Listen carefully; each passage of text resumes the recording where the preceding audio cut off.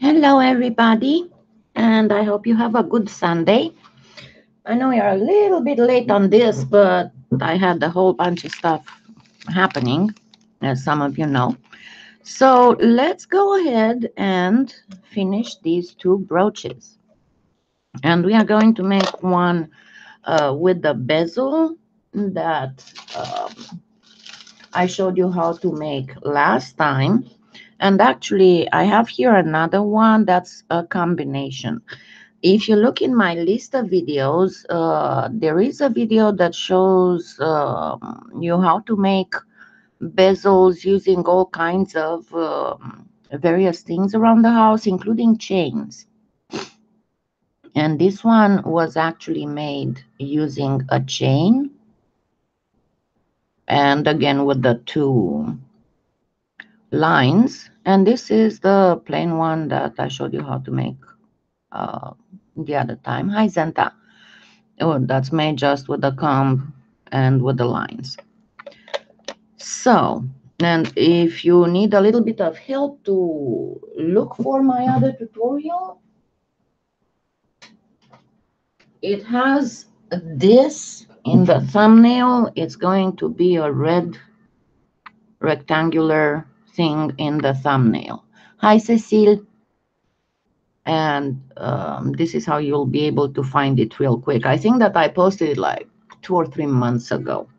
And as you can see, this one is with bezels that are all made with various chains. And every time I get a new type of chain, I just make a new bezel with it, because they are the simplest and most elegant bezels you can make for classic type jewelry. Now, as you can see, I didn't even take this off, so you can see how easy they are to take off. Now, remember one thing, that what's easy for you might not be easy for me because of my hands issues, but there you go. All I had to do was to insert the tip of the X-Acto knife between the clay and the bottom of the can. Hi, Edith. Hi, Soile. Now, let's see what the reason why I use the a domed surface for the base of my brooches is because when you're putting the brooch on, if your back is flat, what will happen, and no matter how light your brooch is, there will still be a little bit of weight to it. So what will happen if your brooch is flat? It will be like this, right? And it will have the tendency, even if you have it on your cleavage, sitting like this, considering your breast comes like this and then like this, even if you have it on your cleavage sitting like this, it will still go a little bit like this. And you'll be able to see the pin from above, from the sides, and so on. But if your base is recessed and you're able, this one is a little bit too big, I actually need a smaller one.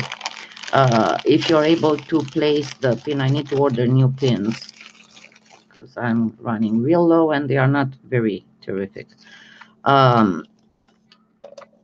If you manage to place your pin a little bit inside that dome, then even if it goes a little bit like that, you'll still not be able to see the pin. So generally speaking, it is advisable to do at least the area of your brooch where you will be placing the pin a little bit recessed. That's why it's the best to place it on domed baking material base. Now, let's go ahead and, as I said, I'm going to make one with a bezel and one without a bezel. And we can do it with kind of more organic type bezel.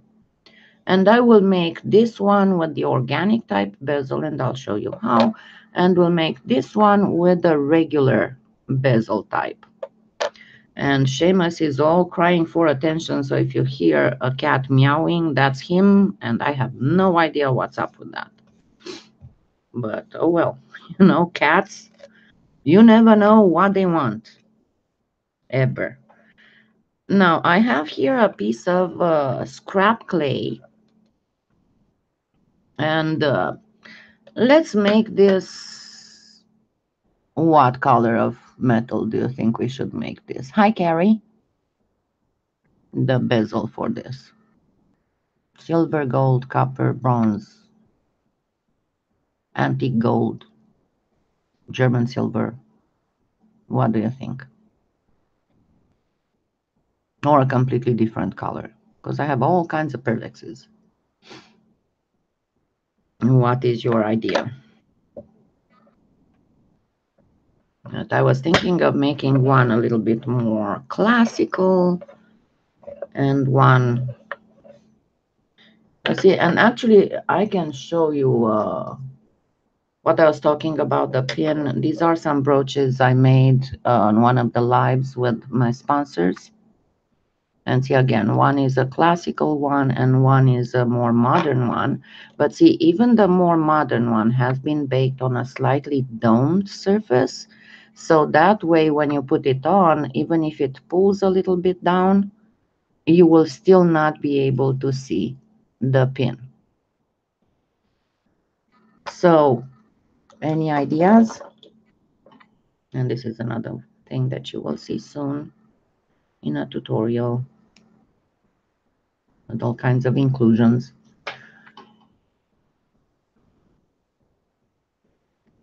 Oh, goodness. Ice storm. Yeah, here it's been cold after we had 87 degrees. Now, last night we had 30. And today we have like 51 degrees high. So, weather is crazy. But, you know, I'd rather take some cold than tornadic storms. But that's just me. Because at this time of the year, when you get warmer temperatures, that's the potential for the development of tornadic storms. So nobody comes up with an idea of the color of the bezel that we want to make?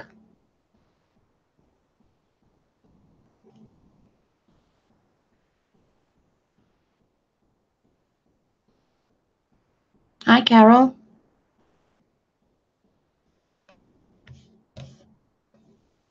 You know what? Let me make some music so we can have a little bit of nice music going on too. So you want brass? Okay. Give me just a minute. Because it's all too quiet. And I'm used to work with music, so, or listening to some documentaries or something. Let me turn it down. There we go. Because I should have plenty of bandwidth for that. Okay, so we go for brass. Now for brass, brass is fairly goldish. The thing is that that's where you have to pay attention on the patina of it. If you're going for brass, brass will patina, if it's new patina, it will be very green. It will be an old patina, it will be brownish.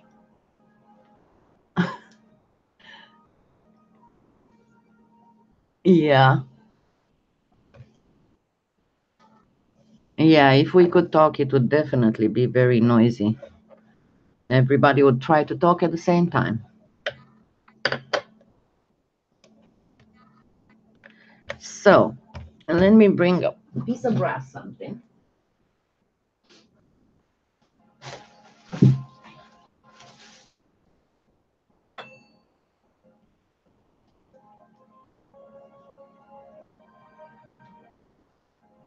trying to find something that has a...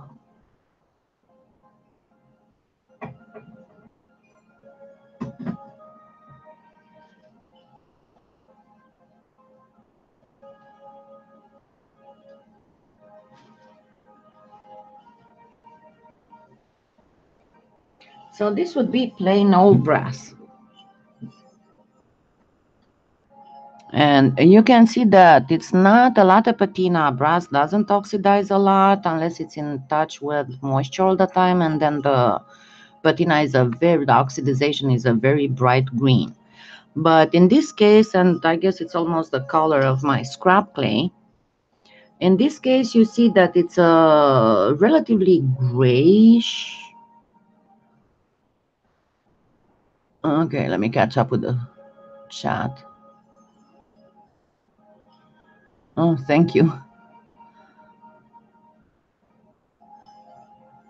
Okay. So we are going to go with pretty much something like this. And as a color of the metallic part, it will have to be something more subdued than gold, but a little bit more yellowish than German silver. German silver is very similar to brass as alloys go. It was made to, it was the old poor people's silver. It had that name, and it was in Europe. It's mostly known under the name of alpaca. I know it sounds like the little animal, but it has nothing to do with the little animal. Now, in order to get any color of clay with the patina, first of all, get your clay to about, I don't know, like a mid thickness.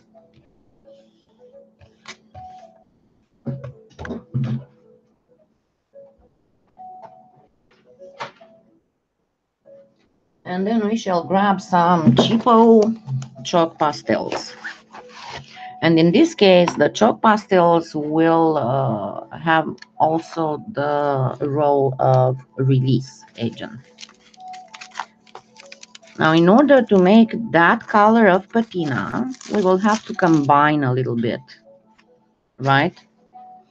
And this would be good because it's a grayish thing. And let's add to it just a touch of blue and a touch of green, a darker green. And Trish has sent me to test. She just got these awesome little paint brushes that are special for powders. So I guess this is the perfect time to test them. Look how cute they are, and they have a little cap as well, and they are soft. They are really soft. So because I have this glass table, I can have glass working mat. It's actually not patisserie, but cake decorating fondant working mat. I'm going to do that directly on here. And what I will be doing is to get some chalk pastel scraped.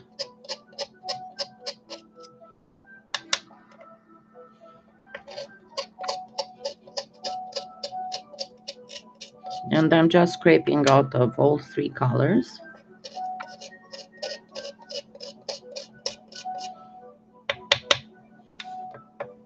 And then I will be mixing them. Remember, whenever you don't have that exact color, but these pastels, you can get them at the dollar store for just a couple of bucks. And whenever you don't have a color, they are very easy to mix. You just put together, scrape together the colors that you want to mix. And you see, I got a fairly grayish bluish green that should be perfect for the brass patina. And I'm going to place it on my clay, because I'm going to place this in a straight line, right?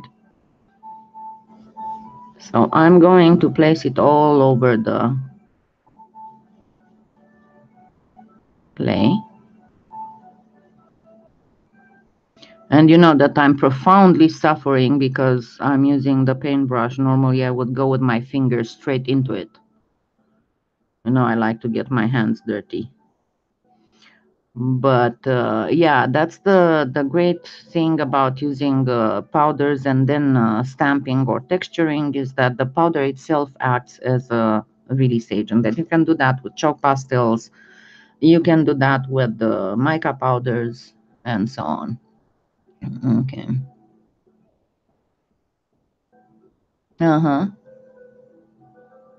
Oh, that's so cute. You need to send me some photos. I love Lily of the Valley. It's one of my most favorite. I had some in my um, backyard in the garden, but then we had a very, very, very hot summer, and I think that that's what killed it.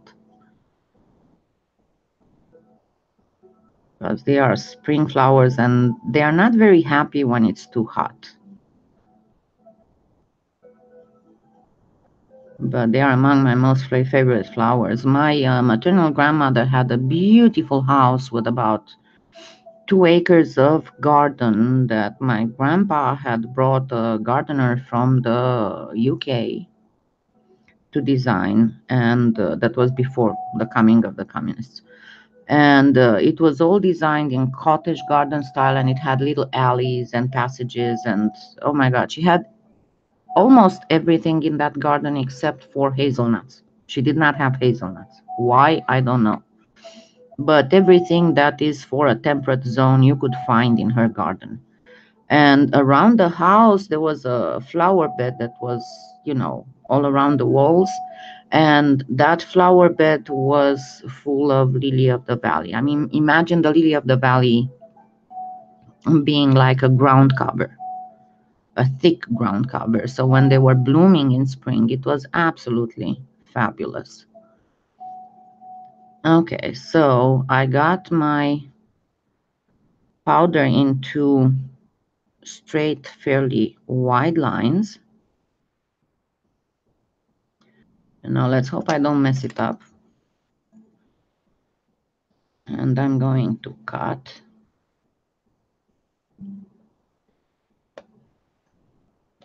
And yes, you can color clay with chalk pastels.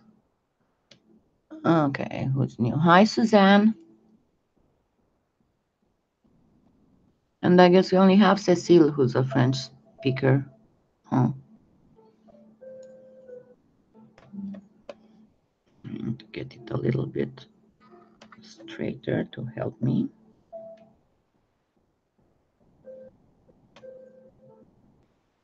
But yeah, to show you the difference, let me put a little bit of powder on a piece here and show you the bezel with the chain.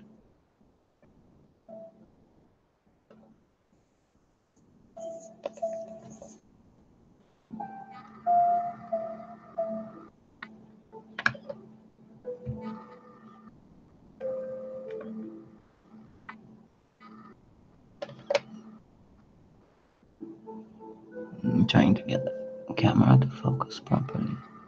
See? Not a pretty bezel you can do with just a plain chain. Bonjour, Dominique. So let's do the other one though. So I'm going to remove this, then place it on the bezel.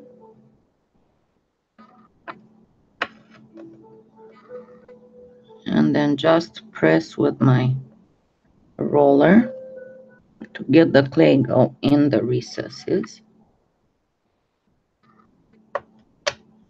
And there we go. We have a very pretty bezel. Let's do the other one.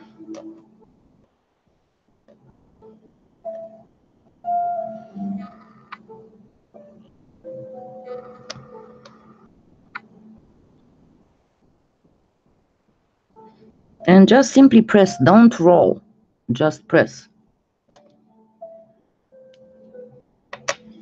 And there we go. The second bezel. Now I'm going to try and cut it in a line because I need it in a line, obviously. And remember what I told you, if it's goes a little bit wonky, just pull on it and it's going to straighten up.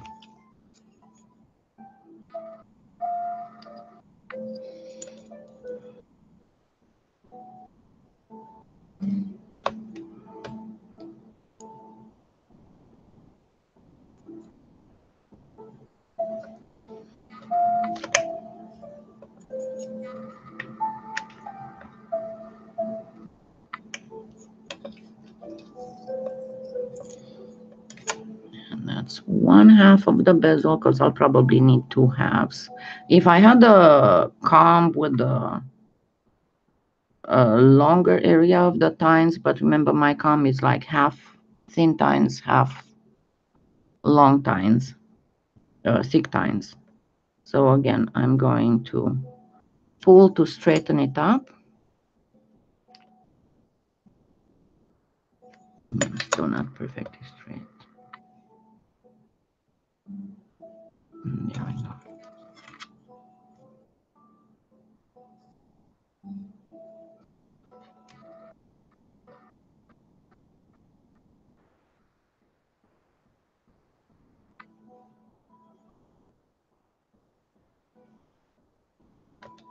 Yeah, this is supposed to be fairy music.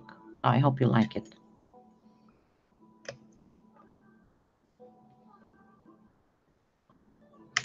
Okay, now I'm going to get my scrap clay through on not really the thinnest setting, but to be about 1.5 playing cards thickness.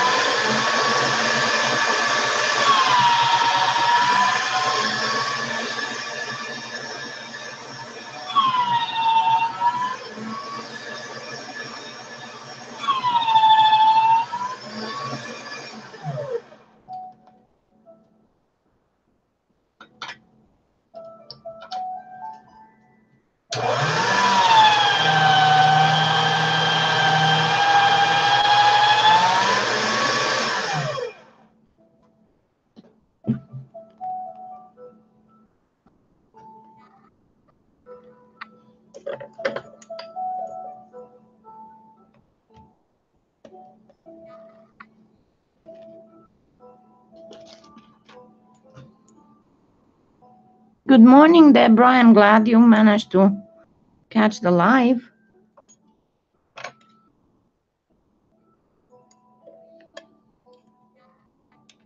So for now, I'm just cutting a piece that would fit the back with some extra room.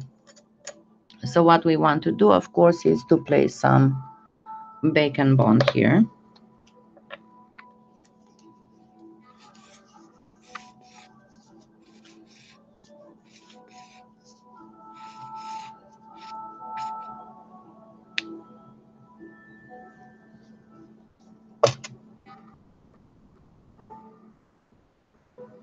Now what you want to do is to get some on the edges. Remember that we cut the edges so they would be straight.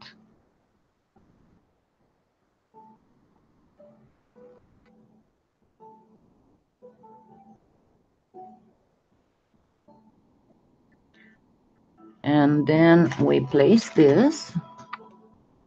Merci, Dominique. Hi, Diana. Hi, everybody that I didn't see. So now what I'm going to do is to gently place it in, but remember, we have the issue of potential air pocket trapping. So you want to avoid that. And now it's going to be a little bit delicate because you need to go under the flowers.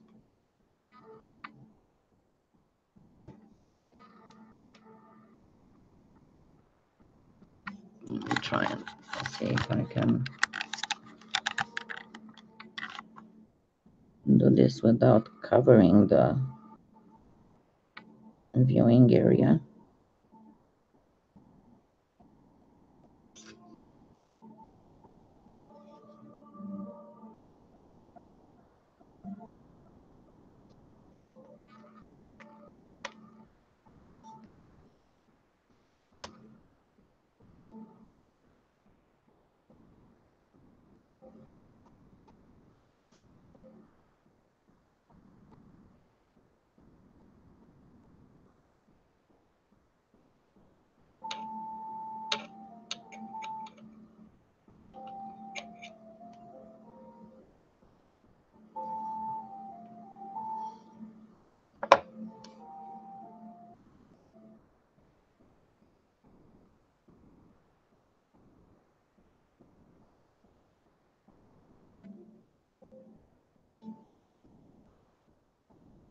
And so here we need just a little piece. We'll see in a minute how much.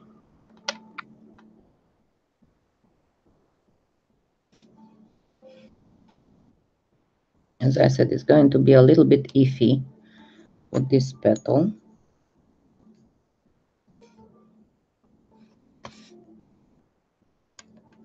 I'm just removing some clay so there would be less clay with potential of sticking.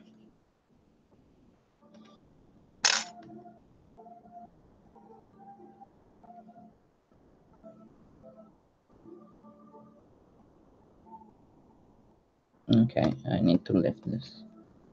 It does not want to go under.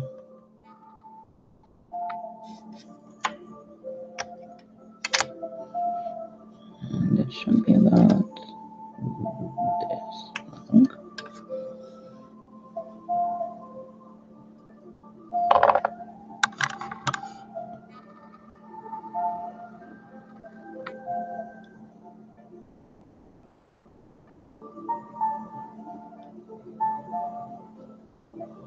Just make sure that you get it flush with the base edge. See here, it did not go very flush.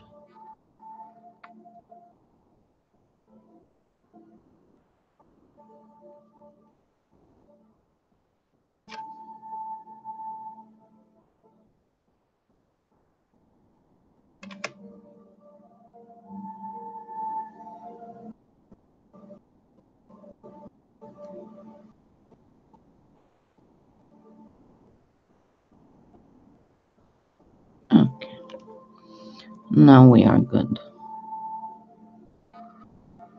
And then we gently carve around.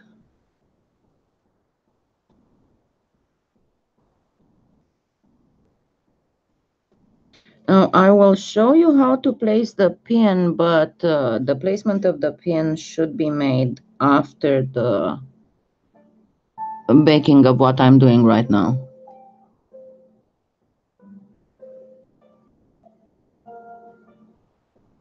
And then just delicately carve the edge.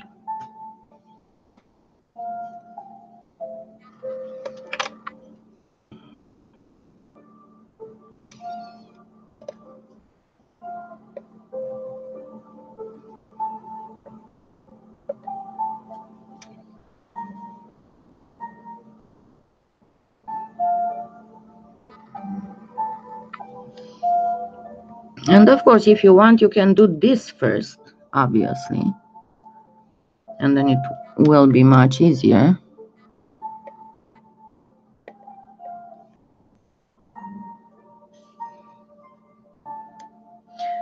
And our next thing is to gently texturize the back. And you know, one of my favorite things to texturize back of metallic looking stuff is one of the Donacato sponges, whichever fits the best. And we don't even have to press too hard, just a little bit, because remember, actual metals don't really have a texture on the back.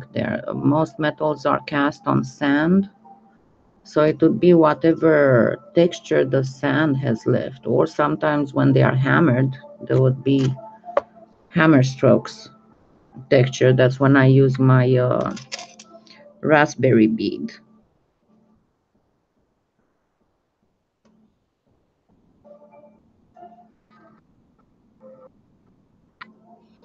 Okay, and then I'm going to place it directly on a piece of wax paper as soon as I find one, because I thought I had gotten some, but I didn't.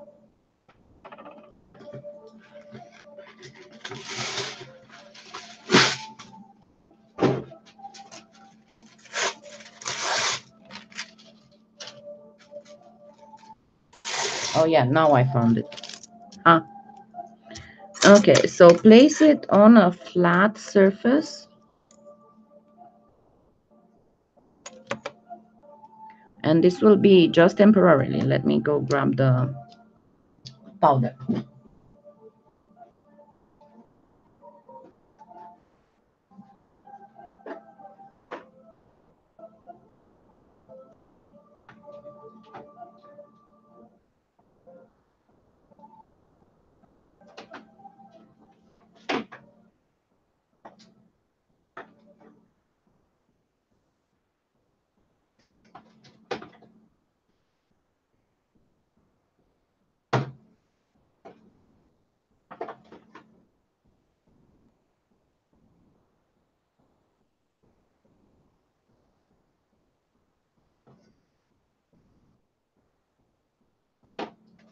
Just a second.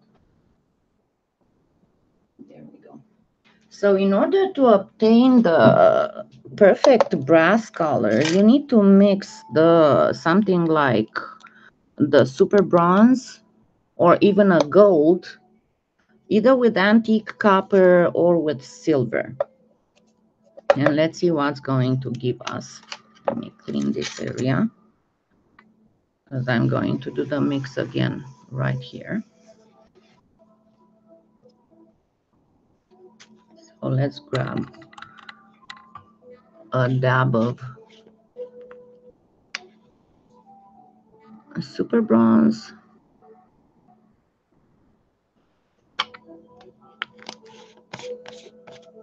And try not to make messes like me. And a dab of silver.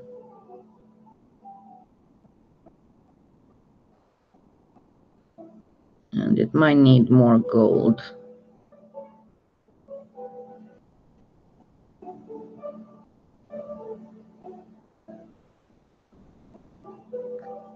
Let's check.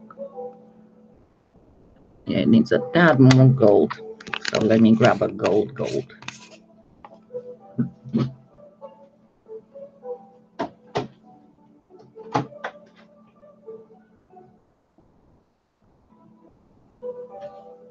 Yeah, let's get the Aztec gold.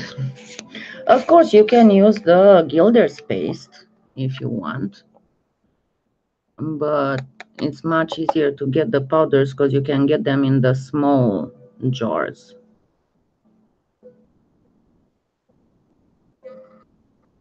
Okay, this should be it.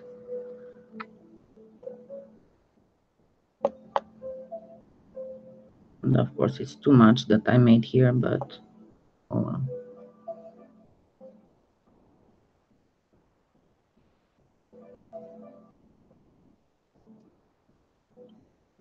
Yeah, on the bronze, it's a little iffy, Catherine, because it depends on the composition of the alloy. Some bronzes actually look fairly yellowish.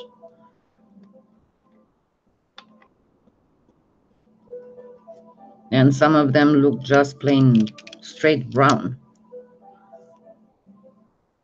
Okay.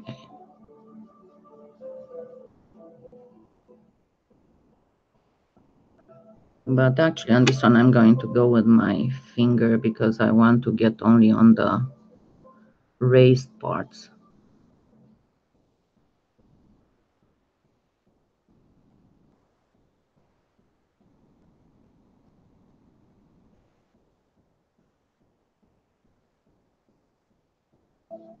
And I'll use the paintbrush in the on the bezel itself.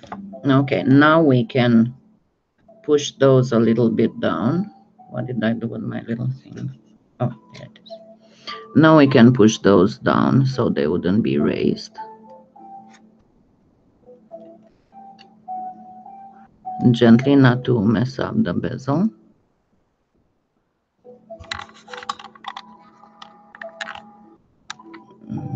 Cannot get more light in here. Give me just a second. I try something.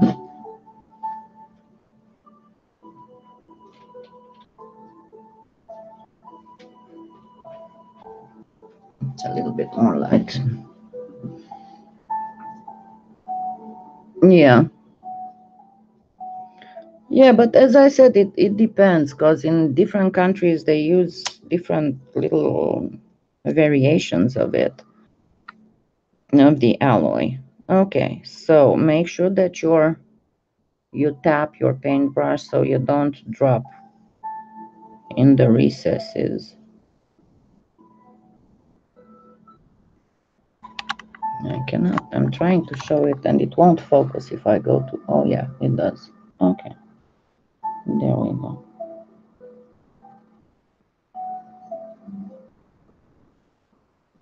I'll lift it after I'm done and it will be a different light and you'll be able to see better. Oh yeah, I like these brushes. I think I'm gonna order me some more than what she sent me.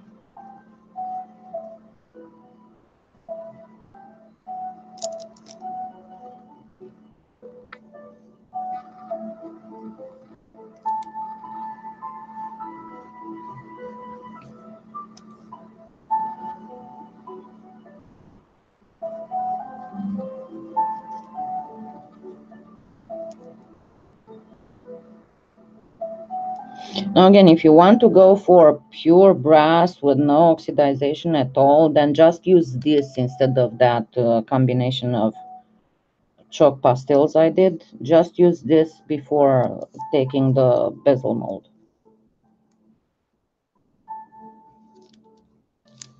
And don't forget the sides.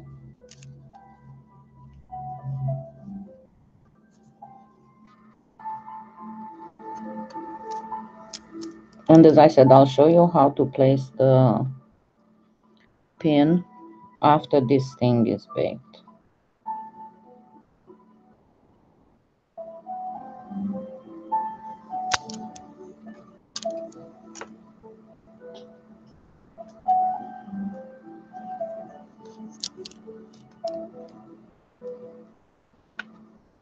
Just making sure that it's well down.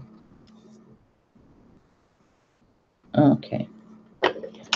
Now, let's try and focus it so you can see what I did here.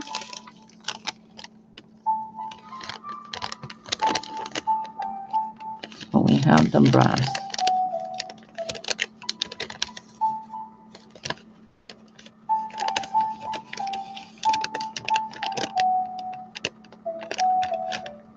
Yeah, if you go on my blog, I don't know if you remember that I did a while ago a tutorial on how to do very realistic and intricate patinas using just acrylic paints, cheapo acrylic paints.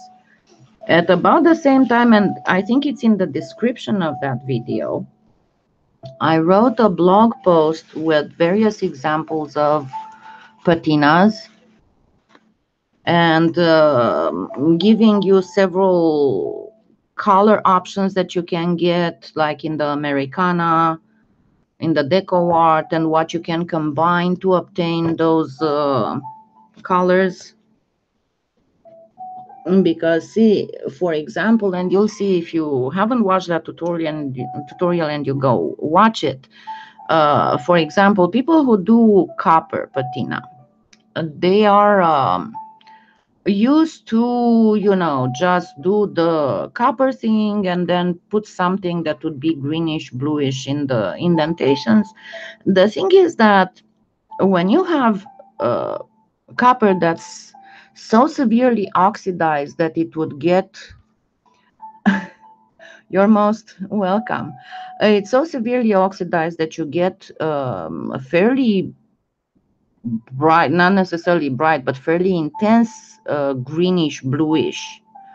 um you have more happening in there than just the plain copper metallic color and the plain greenish bluish, because you'll have areas where the oxidation has started.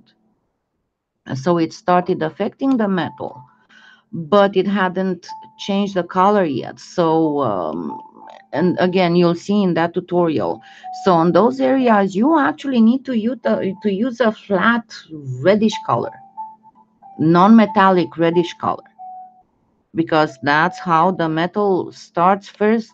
When it starts oxidizing, it first becomes dull, doesn't look like metal anymore, and then it slowly starts changing color. But and that is very important, but it always depends on what results you want to achieve. Now, normally we bake this as it is, making sure that this bezel is perfectly flat. And then let me put this away. And then you get another sheet. Number one, you have to make sure that your pin is very well secured in place. And most of they are fairly good quality, but very affordable pins. They would look like this, brooch pins, that is, and they will have these holes here.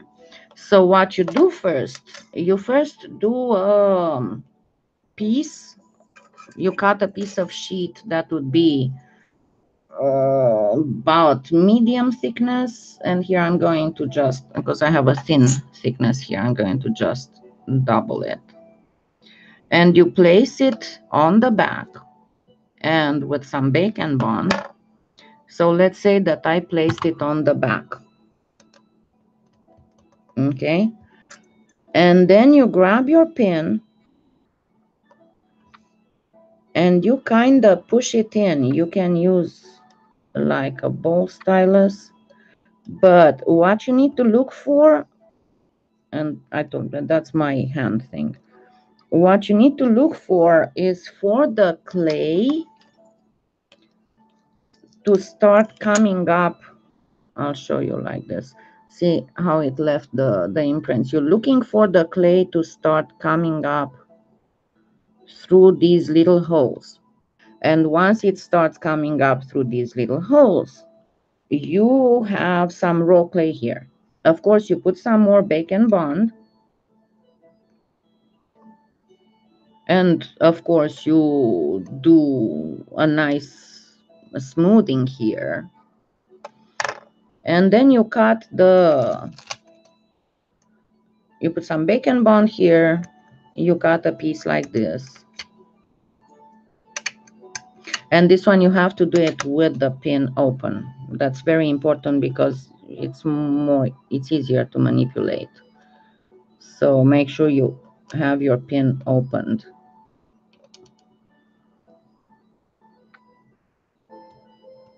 Oh, come on.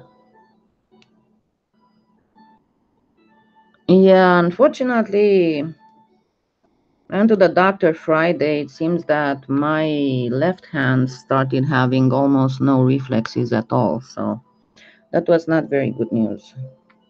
That's why I kept having more issues with doing stuff lately. So let's say we already have the clay coming out through these holes. We put a little bit of bacon bond. Then we place our strip like this. And make sure that on the strip you have bake and bond also on the edges. Then what you do, you gently, what did I do with the other? Oh, there it is, the other way. You gently blend it in with the clay that's baked existing on the back side. So you would blend it in like this. And this is why the sponge is so awesome. So you blend it very, very nicely at this point. And then you grab your sponge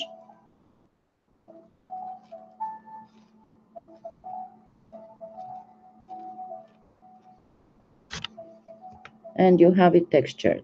And it will be textured to the same texture as the rest of your backing is. And this is another reason why this and quite a few other textures like the Helen Braille and other ones, generally the soft rubber ones that can go through the pasta machine, you can do that with. It is much easier to not, when you put the backing, just put the backing on without texturing it, and only after you place it and you trim it and you do everything nicely, then you texture it and you just use your fingers to texture, and you'll have a beautiful texture without having to worry that you're messing it up when you're placing the backing on the back of your piece. But yeah, this is how you put the pin on. Yeah, not much I can do. Oh well, you know.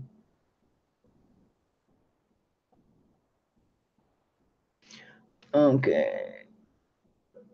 Yeah, you don't want to mix in the cap because it's going to change the color in your pot. I usually just take a piece of wax paper and I mix on the wax paper, and then it's easy to clean. You just take the wax paper and throw it away. Okay, now let's do a little bit more of a fancy one on this one. Put these back and grab some other ones.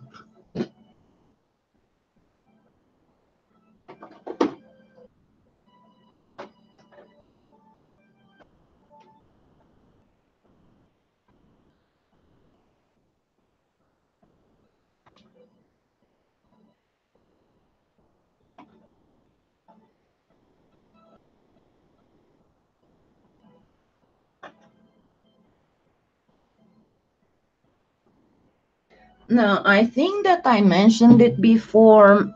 Generally speaking, the finest mica, and I'm talking mica powder, not metal powders, okay? The finest mica powders that you can find around is the cosmetic grade one. And like the one that's used for soaps. See, like I have this one. What you need to look in, though, in the description, make sure that it says mica powder, not pigment mica powder.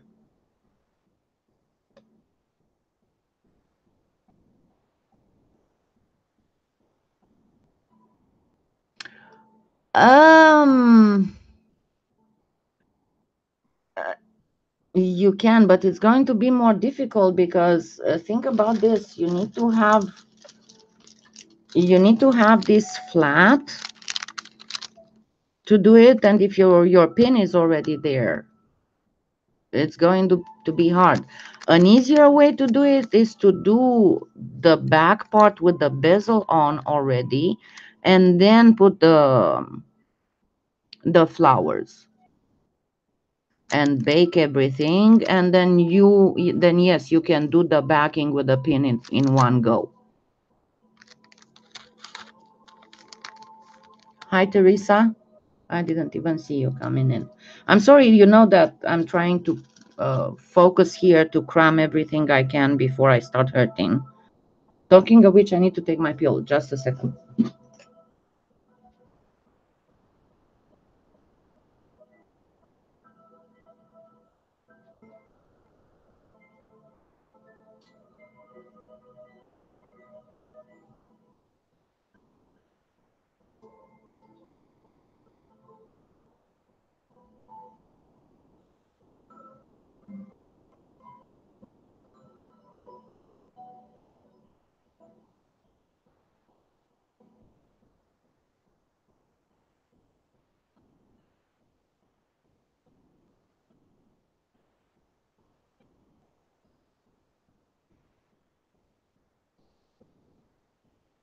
But yeah, I'm glad you enjoyed the opals. I'm glad you enjoyed the opals, and I will make the willow and the black in a specific way. I have several ways of making them, but I'm trying to find ways that they can be made easily, you know, and without involving a whole bunch of expense. You still need to spend some money. I mean, I'm telling you, to find the proper flakes for opals, it was a whole. I mean, some of my sponsors are here and they can tell you I've been testing flakes, gosh, since when? Since July. I keep testing flakes, and even if I made some opals, I still, whenever I find new flakes, I will still test them. But at this point, yeah, the ice resin ones seemed to be the best. Okay, it doesn't want to. It doesn't want to focus. Oh, there you go. And I have among the Mexican ones. This is my most favorite of all the cabochons that I made yesterday. This is my most favorite one. But yeah, I think that I tested at least a couple dozen different flakes of all kinds. And honestly, what was funny that until I got to these ones, amazingly, the best looking were the ones made with cellophane. Yeah, they are. They are. But I was so disappointed in those Lumiere things because you saw, I don't know if you went to the website, but when you click on the website, you see those containers and they look awesome and they look.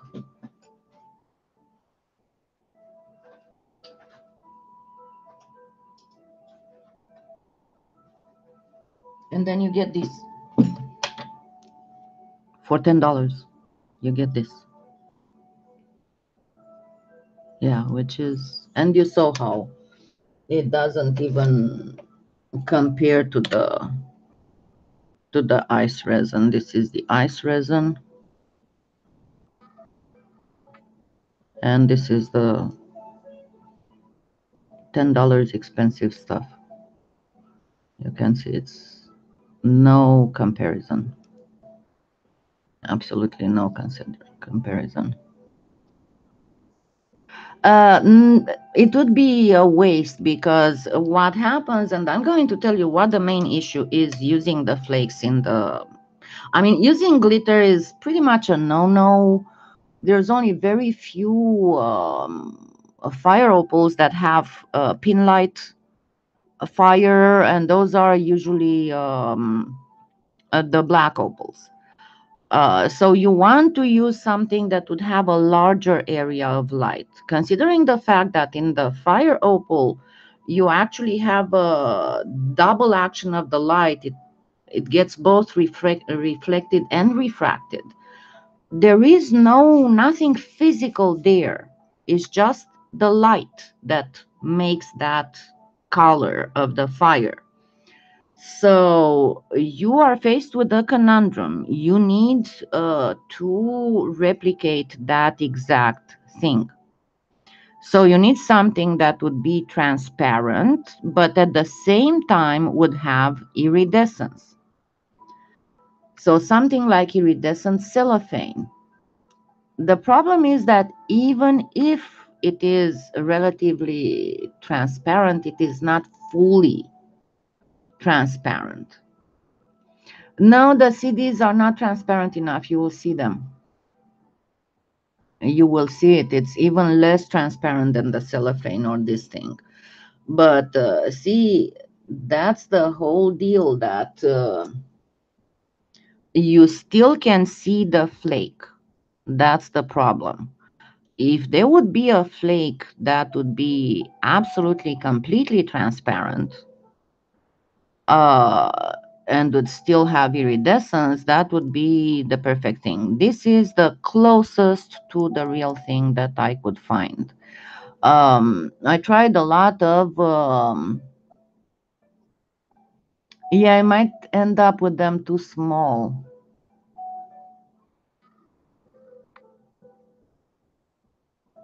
Yeah, and what was I going to? Oh, yeah.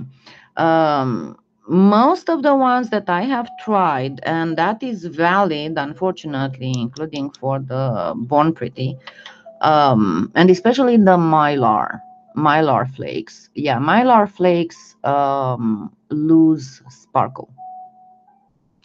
They are dead. I mean, they are not shiny anymore. There was only one type of mylar flake that didn't lose shine that I ended up using in my black fire opal. But we tried, gosh, on that one only close to 10 different flakes to get it. But see, flakes like the Born Pretty, number one, again, they are relatively expensive. They are not transparent. They are holographic, but they are not transparent. And the latter, they are beautiful. They are cheaper than this. They are way cheaper, but they are not transparent. Not all of them lose the holographic effect when baking. Only about half of them. So remember, that's the two things. One of them is to be transparent enough so you wouldn't see the whatchamacallit, the flake itself, and number two, that it wouldn't lose the iridescence when baked. Hold on, I'll bring something and show you.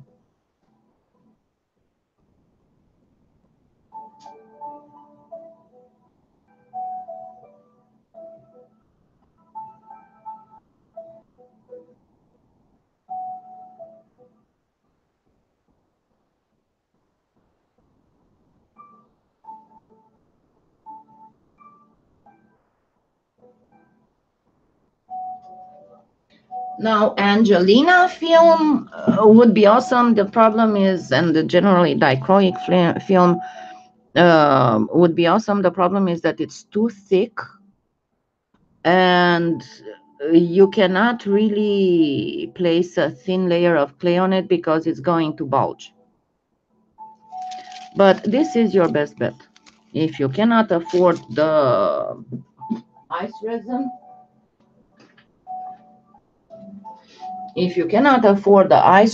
that's around 14 bucks. But you see how you get a lot of flakes for the 14 bucks. Then your next bet is this, the iridescent cellophane. This, until I found the ice resin flakes, this gave me the best. And this is how the sponsor tutorial was done with these. Okay, Cecil, have a good night. I'm not entirely sure, but again, you have the same problem. You have to test it because they might lose sparkle when heated. I tried some stuff for nail polish. Almost all of it lost sparkle. I mean, I'll show you.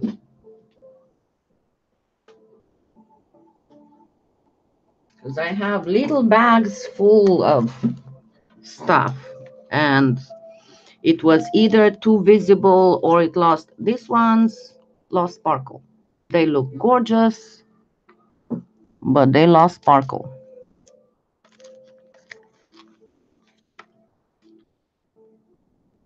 Now the problem is that you can find them like this, but if they are shaped, yeah, they don't.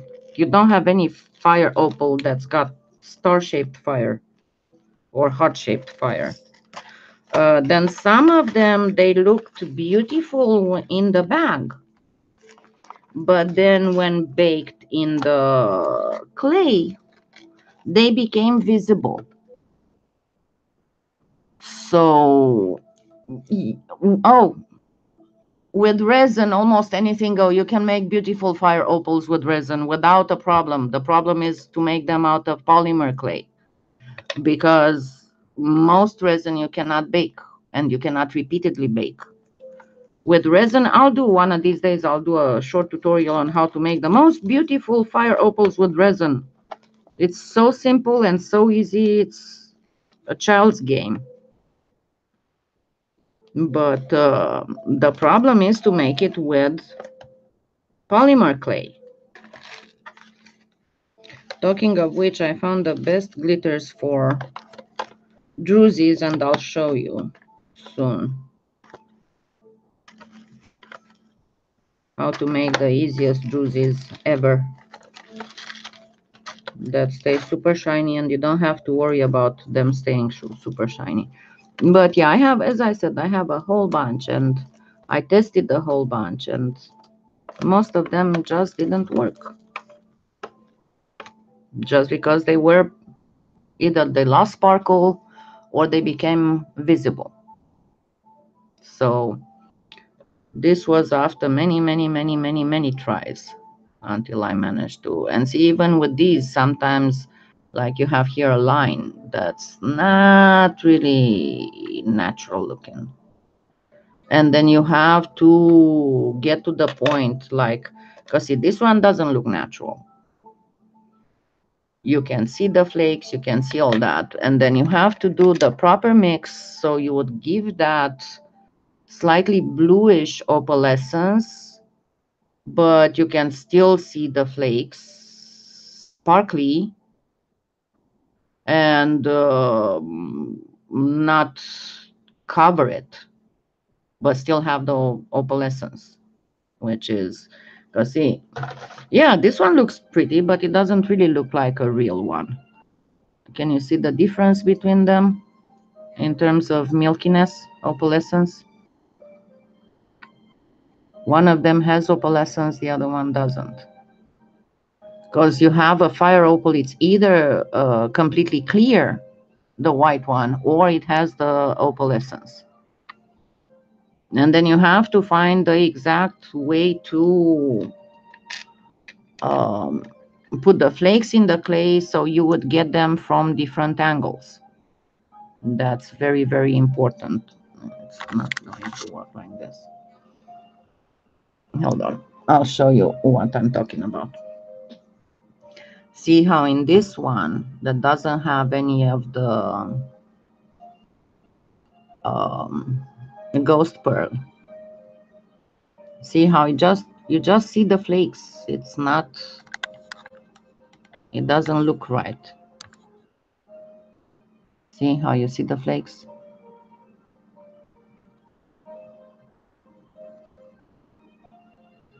And compare it with this one that's got the opalescence and the flakes hide. Not perfectly, again, because I could not find yet a flake that would be completely transparent while still keeping iridescence.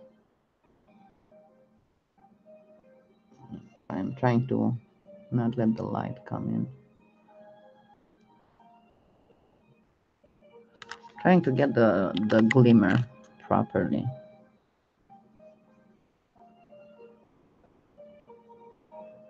Where's the light coming from? Okay, there you go. I got it. It's hard to get the proper light with all this setting that I have to bring a lot of light in. Come on, focus already.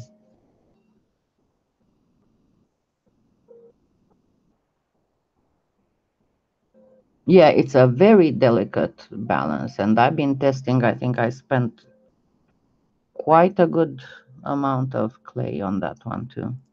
but it just happened over months and months. Oh, come on, you stupid camera, focus already.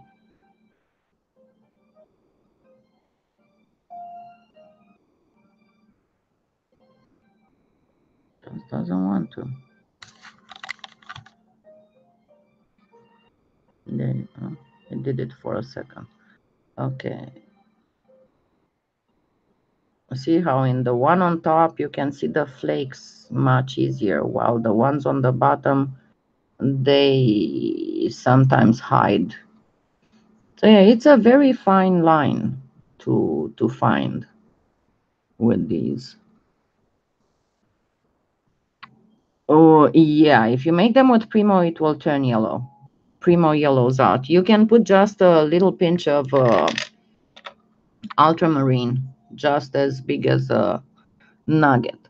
And see, on this one, there's a little bit more ghost powder in it, blue ghost powder, and that helps hiding the flakes better. Come on, sweetheart, focus already.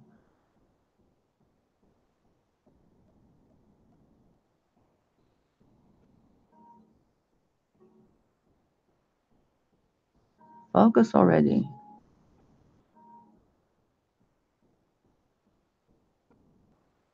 Thank you. Goodness gracious, this camera is driving me nuts. There you go.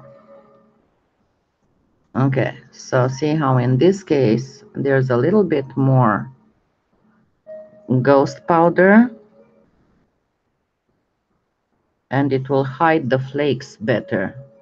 And you need the ghost powder, not another type of powder, because another type of powder will color the clay, while the ghost doesn't, but it will make it lose a little bit of translucence.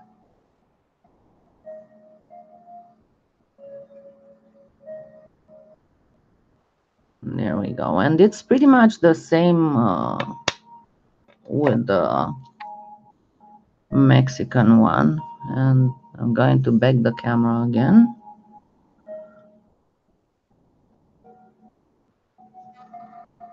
There we go. It's the same issue with the Mexican one.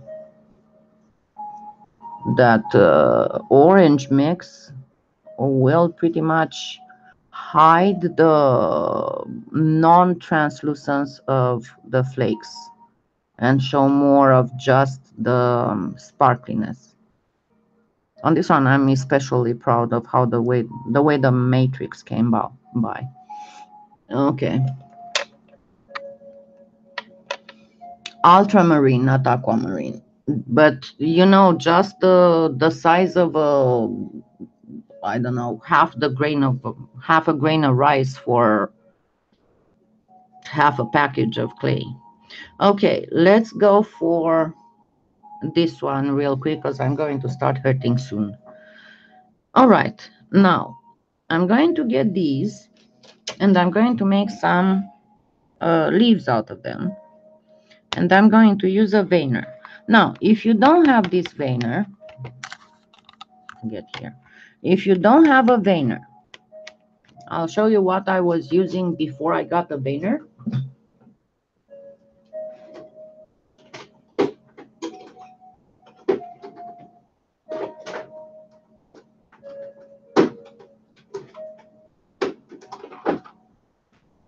This is what I was using for veining before I got the veiner.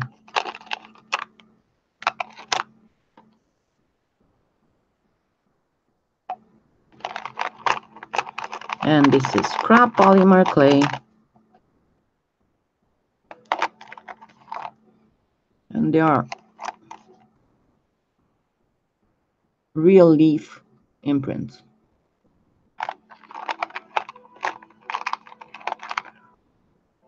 Yeah, and if you look at the in my wish list, I have some fluorescent there that I cannot afford to buy right now. And there's also some fluorescent piñata inks, but again, you have to be very careful how you put it in because it can turn your translucent clay opaque. So, But yeah, just make yourself little real leaf veiners and real flower veiners. And see, I even have the imprints of real leaves. It's easier to work with a veiner, that is true, but if you don't have one, just make your own. Yeah, one thing that I absolutely love is the grass seeds. Those make such delicate prints. I use those on that patina, copper patina jewelry set I made last year.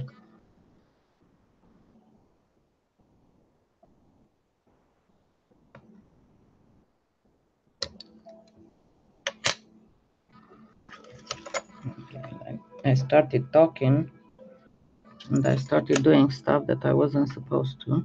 Okay, let's turn this upside down. So as I was telling you that the cosmetics mica powder is way better than the, way finer than even than Perlex. Yeah, sage is very good for texturing, sage leaves. Leather leaf, if you have any, that is awesome for texturing as well. Actually, let me show you something done with the leather leaf. I have it handy.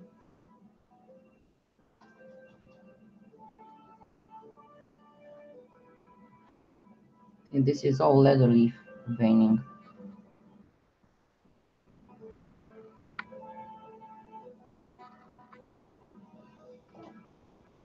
But leather leaf is absolutely fabulous. Anything that's got a leathery, pretty much leathery surface. And I think I'm going to grab my finger this time because I want to cover a fairly wide area.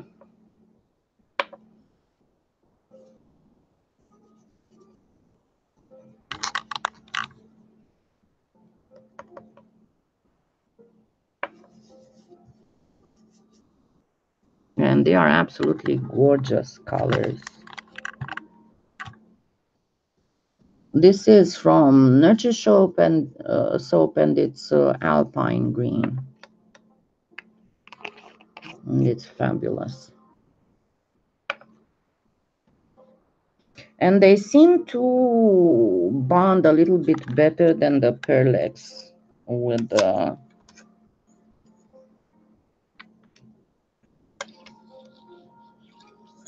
the clay, almost like the perfect pearls. So this will act as a repellent.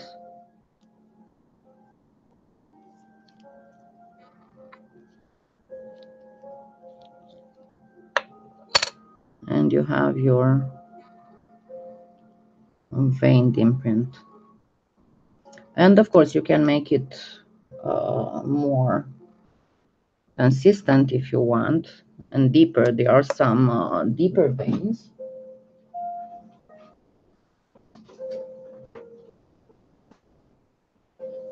Like you can get something like this that will leave a deeper veining, obviously.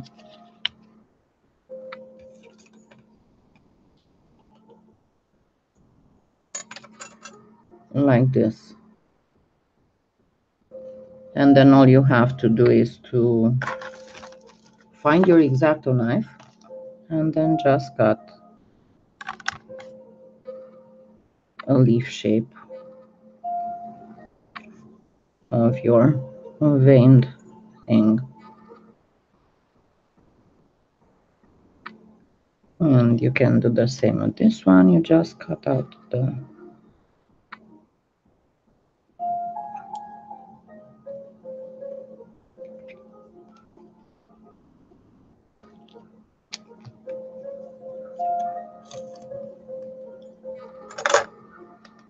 and on this one, what you can do is simple. You place another backing, but instead of making a bezel, what you do is before you place the backing, you make a few of these leaves and you put them in and you bake 2 or 3. You don't want to put them all around. What you want to do is to make just one, and I put it backwards, is to make just one in like a wedge shaped. I would probably put one more here and maybe make it I don't know, like this, one more. And yes, somebody asked me before, yes, a lot of times I do draw first my jewelry to get a feeling of how it looks.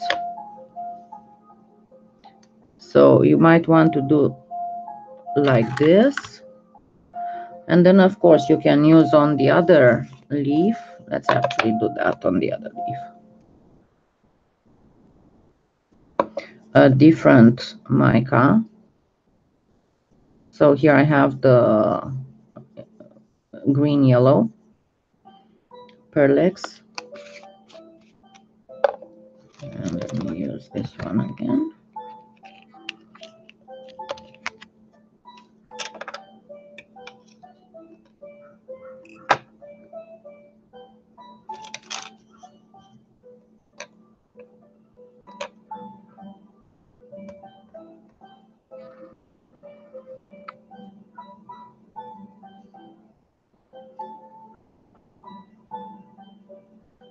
Hey, stay there.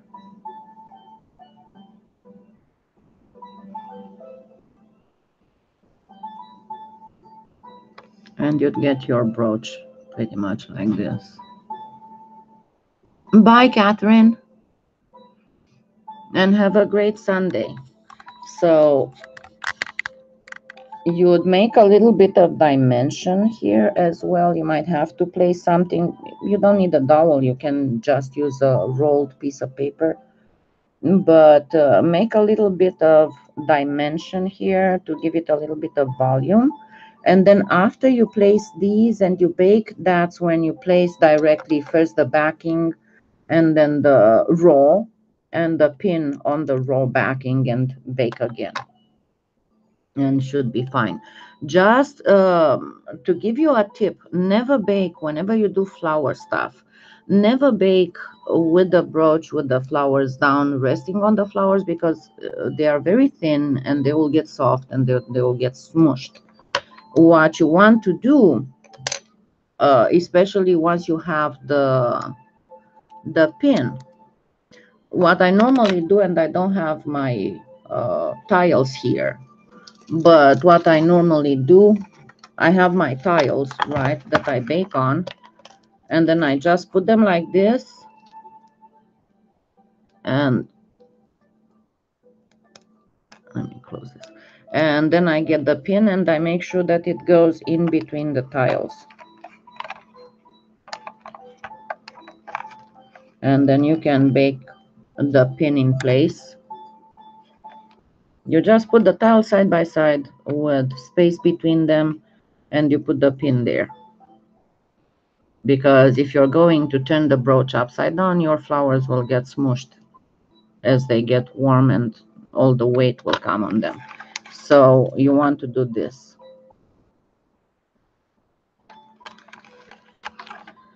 Okay, so I guess this is pretty much it on how to finish the brooches. I know that I only showed you how the idea of how to finish this one, but I am starting to hurt and it's been an hour and 20 minutes that I've been here. I did better than expected and I am proud of myself.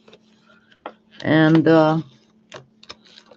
we'll see how it's going to, what we are going to do next Sunday. I'll announce it as usual, normally Friday. Sometimes it can take till Saturday before I announce. So thank you for being here, and I wish you a wonderful Sunday.